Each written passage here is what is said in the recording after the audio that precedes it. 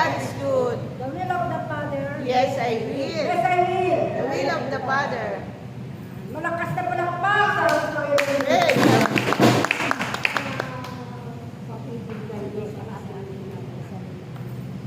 Sabi nga, paano mo ba iibigin ang Diyos?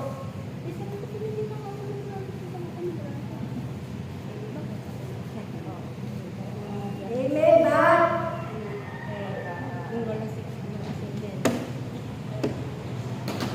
Paano iibigin? Paano iibigin ang Diyos?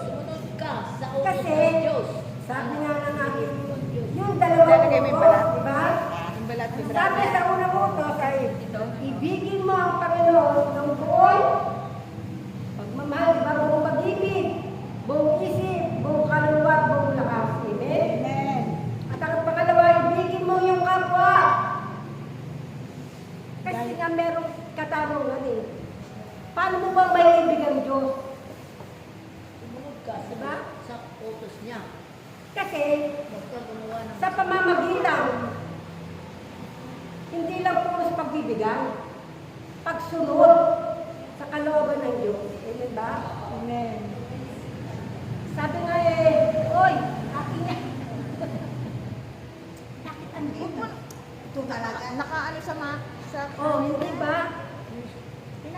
Okay na? Oo. Sabi nga, kasi ang ating Panginoon, no? Buong pag-ibig sa ating mga kapwa, sa kanyang mga anak. Nakita lang. At ang pangalawang utos, ibigin mo yung kapwa. Paano mo nga may ibig ang Panginoon Diyos ko, hindi ka naman sumusunod. Amen ba? Amen. Ang pagbibigay, no? Katulad ng isang basong tubig. Yun lang eh. Nakasunod ka na sa Panginoon eh. At hindi naman sinasabi ng ating Panginoon na pag nagbigay ka, ubusin mo, lahatin mo. Hindi eh.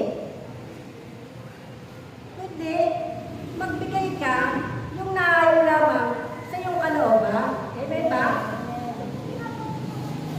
Kasi nga, ang ating ano dito ay pagbibigay, pagsunod sa ating Panginoon.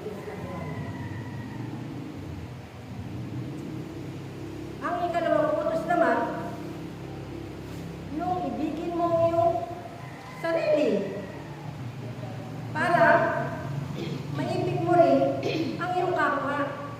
Siyempre sa'yo din nagmumula yung pag-ibig na yun eh. Di ba?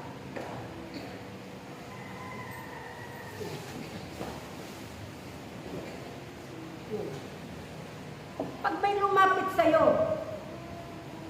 at naghihingi ng konting tulong,